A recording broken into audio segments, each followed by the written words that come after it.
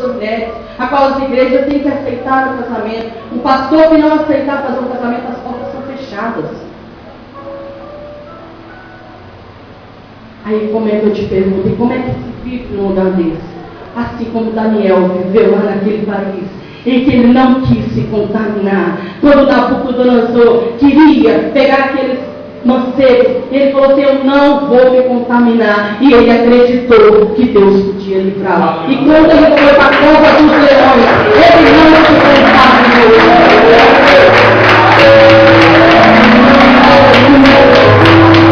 Aleluia. E é essa posição nossa de cristão. É essa posição que nós temos que ter, é de não se contaminar com as coisas, com aquilo que o mundo tem oferecido. Porque se você tiver sua fé firmada na palavra, se você tiver sua fé firmada no Deus Todo-Poderoso, você pode ter certeza que você pode decidir não se contaminar, mas lá na frente o Senhor te livrará de todo o mal. É muito forte, irmãos. Está vivendo num país em qual a depressão toma conta, a qual a depressão, você vai falar com as pessoas estão andando tristes, amarguradas, frias. Onde a tristeza, irmãos, invade toda a casa. Você não tem. Eu cheguei aqui no Brasil, eu achei tão estranho. Meu pai, eu acordo 7 horas da manhã, arrumo casa, faço um monte de coisa. Quando eu vou olhar é 9 horas ainda. Lá no país é as pessoas vivem tão em prol do dinheiro, irmãos. Você pode acordar 4 da manhã, o tempo não dá. Mas você vai firmar uma igreja, não consegue, porque as pessoas não têm tempo para servir a Deus. Mas quando você vai ver as vidas, estão todas destruídas, porque o diabo está tragando. O diabo não está brincando com esse diabo. Ele não está brincando. Por isso, quando o pastor falou, quando o bispo falou comigo sobre essa campanha, eu falei assim, na hora que ele me ligou, eu falei assim, não se preocupe, porque a mensagem que o Senhor colocou no meu coração é exatamente sobre a família de Deus. Irmãos, tem que buscar pela tua família. Para que essas coisas do mundo, para que você amanhã ou depois não venha se entristecer e pensar, eu podia ter feito algo, mas eu não fiz. Sem mais delongas, vamos abrir a palavra do Senhor. Eu quero entrar direto na mensagem, porque se eu ficar falando de tudo aquilo que aconteceu, ou de tudo aquilo que a Europa está vivendo, as guerras e tudo, nós vamos estar aqui o dia todo. E eu tenho certeza que ainda às vezes ainda não vai te convencer, mas o Espírito Santo de Deus vai entrar hoje e vai te mostrar o que verdadeiramente Ele quer de nós. Em 1 Crônicas, capítulo 13,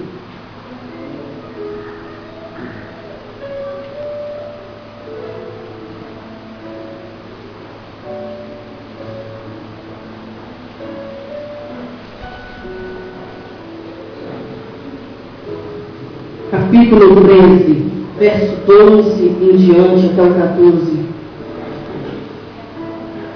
Nós vamos estar passeando um pouco na palavra do Senhor.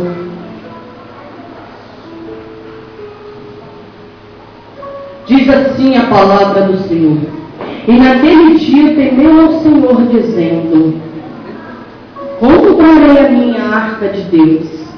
Pelo que Davi não trouxe a arca a si, a cidade de Davi, porém a fez retirar a casa de Obed-edom, o Gate. Assim ficou a arca de Deus com a família de Obed-edom 3 meses em sua casa. E o Senhor abençoou a casa de Obed-edom e tudo quanto tinha. Aleluia. Irmãos, eu quero falar com você nesta manhã sobre algo importante, sobre algo essencial para que a família seja restaurada. Eu quero te contar um segredo a qual eu descobri para que a família venha ser abençoada, para que a família venha ser próspera, para que a família venha ser reestruturada. Eu quero te contar o segredo de Obed-Edom. Missionários, quem é esse Obed-Edom? Obed quer dizer servo. Edom é que ele era da cidade de Edom. Ele era um edomita da cidade de Gate. Quem era da cidade de Gate? Era o Golias. Quem tinha matado Golias? Davi.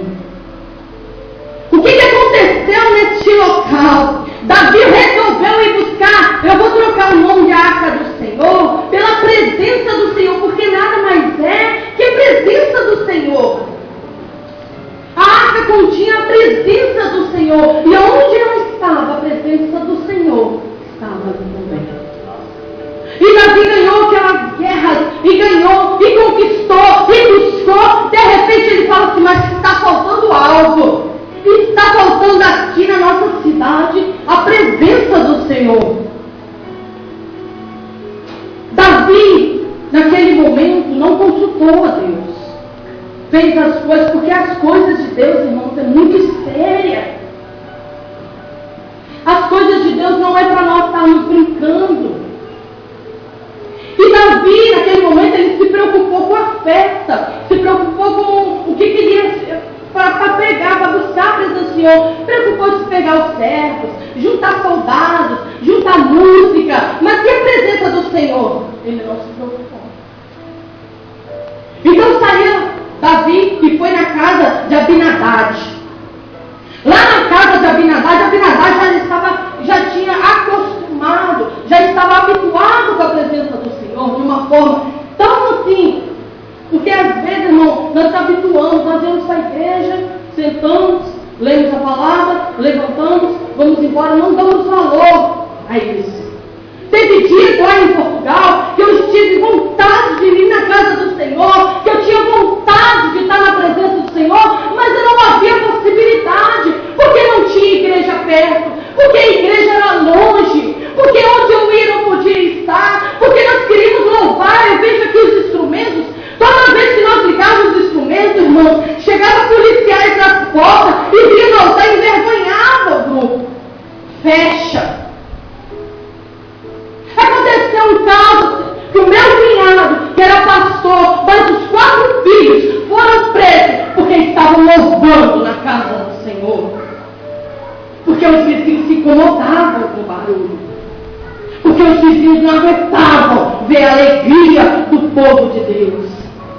Eles foram presos, algemados, irmãos, como se fosse qualquer um bandido, ladrão, que está fazendo a obra do Senhor. E Abinadad estava naquele momento dessa forma. Mas a presença do Senhor já tem que ir, já não. Isso aqui só é uma arca, não é mais nada. E Davi foi buscar aquela presença do Senhor, a arca do Senhor. E Abinadad até ofereceu os 2 filhos, Uzá e Aiô, para ajudar o rei Davi a levar a arca embora. Pegaram o carro de boi, colocaram-lhe a arca do Senhor em cima, vamos embora. Toca andar. De repente, no meio do caminho, no meio do pedregulho, já não havia mais nada, não havia condições para aquilo, não era dessa forma que o Senhor queria. A arca vai se penar. A pessoa não está preparada e toca na presença do Senhor. E o que acontece? Ele morre, porque não está preparado para viver aquilo. Uzá é morto naquele momento. Aí eu pergunto para você, naquele momento, o que acontece? Todo mundo fica espantado. Meu pai, o que é isso? O que está acontecendo? E vem o medo. O medo vem sobre eles. E Davi olha para um lado, não vê nada. Olha para o outro, não vê nada. De repente, lá no fundo, ele vê uma casinha de tapera, uma casinha muito humilde, muito pobrezinha. Ele olha lá e vê aquela casinha e diz assim: vamos lá, vamos deixar a presença do Senhor naquela casa, vamos voltar para a nossa terra, vamos nos preparar para virmos buscar a arca, porque nós sabemos que não podemos ter de qualquer maneira. De quem era aquela casinha, irmãos? Obed-Edom. Obed-Edom, que o país estava em guerra, Davi estava matando todos os edomitas, estava buscando, ele correu e foi se esconder. Eu fico imaginando isso.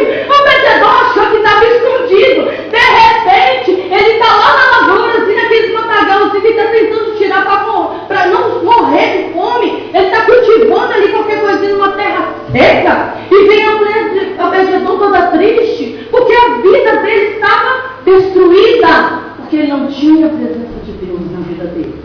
Aí eu fico imaginando aquela mulher abrindo aquela porta e vindo aquela toda comitiva de rei Davi e mais aquele povo. Ela deve ter olhado e meu pai, é hoje que acabou tudo. Se ele matou o gigante, como é que ele não vai fazer com nós? De repente essa mulher dá um grito, Obed! Nessa terrinha de longe, as pessoas ouvem um barulho de carro.